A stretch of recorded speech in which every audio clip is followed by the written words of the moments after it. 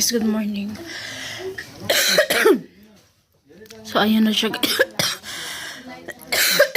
Ay, grabe. Yung ubo ko noon, nisamot siya dayo. Ay, tinakpan ko na guys, no.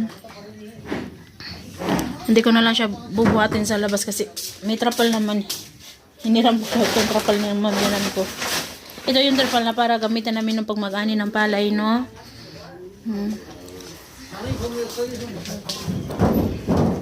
Tapos, tcharan!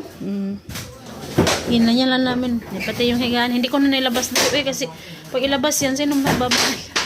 Hago na kayo sa katanan.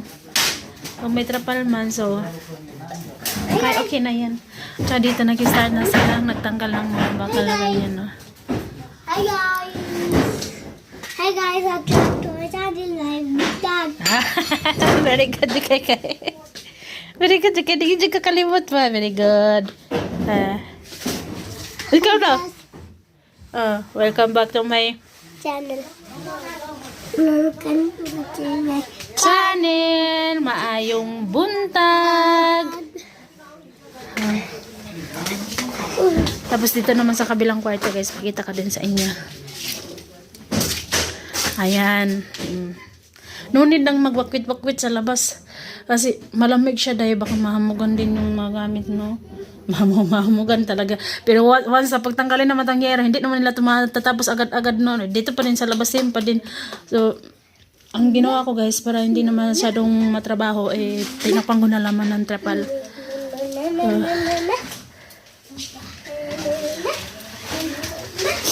Ito yung morning natin today guys. Buti na lang maaga-aga akong nagising at nakagawa ako ng baon ni Ayman. Ang ginawa kong baon is tinapay. Ayan guys, ganito yung ginawa ko guys, oh. Ilagyan ko yan siya ng parang pancake sa hagcake sa ato ba? Bisaya hagcake.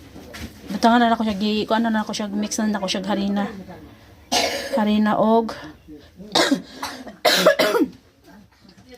ka ng color food. So, yan, ganyan yung niluto ko guys. Mura na siya giprito sa itlog. Ay, sa itlog. Mura na siya giprito sa mantika. Buang. Ayan, binaligtad ko na.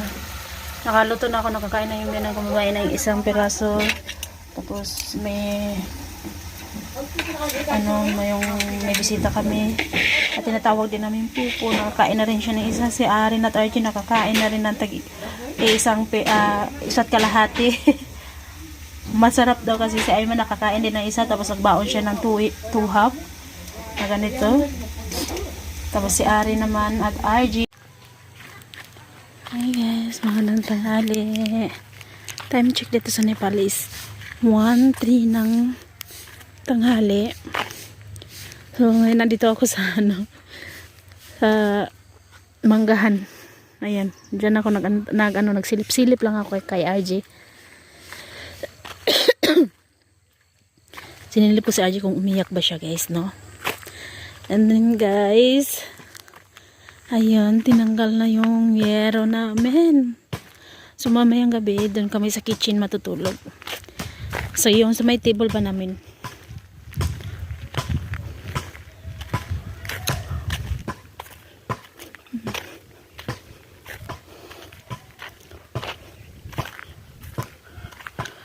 ayan, nakikita niya. Tapos na pala sila. Kasi bumaba na sila eh. Yung tinanggal lang nila ngayon is yung kawayan. Yung bakal daw is bukas na. Kanina yung dumating is 2 tao lang yung dumating. Dapat kasi 5 sila eh. Pero yung 3, may isa na inanuhan pa yung anak niya ay nagpakasal. Yung isa na, yung 2 naman may may importanteng ginawa. So, hindi sila nakapunta ngayon. So, bukas, I hope sana bukas silang 5 lahat para mas mabilis yung paggawa natin dahil yung weather dito dahil no, winter.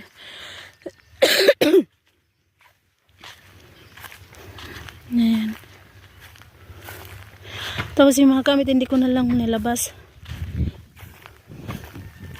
Tinakpan ko lang sila doon ng trabaho sa loob. Pati yung mga kabinet ko.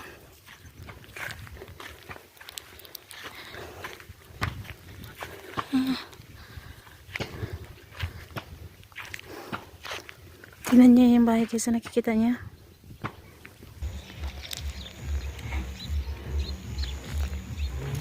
Aking paharbahan Gordy.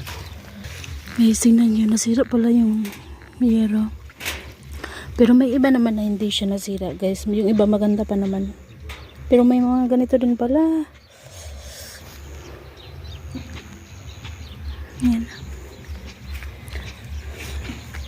Ang lakas ng tugtog.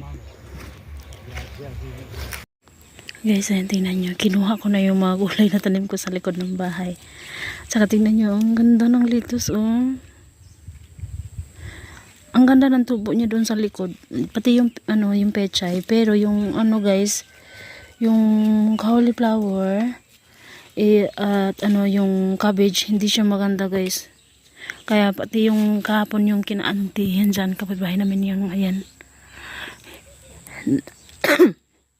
Tinanggal nila yung sa kanila kasi yung cabbage kasi dapat pa ganyan sila no, para maging bilog siya, no. Hindi siya gumanon, imbis na gumanon siya para maging bilog siya, nagpaganyan lahat yung dahon niya, kaya tinanggal na nila, pinakain sa kambing ni Nante. Diyan yung binakong babae. Oh guys, good evening. So yan na yung itsura niya, guys, oh. Hindi ko alam kung ilang araw nila to maayos, no, pero I hope na hindi magtagal kasi winter tayo ngayon, eh. So ito yung unang gabi na dito kami matutulog dito. Ayan na si RG, natulog siya kasi wala siyang tulog dahil pumasok siya sa school, yung homework hindi niya pa nasulat. Same din doon sa kabilang kwarto, guys. Sa tatlong kwarto na to, same.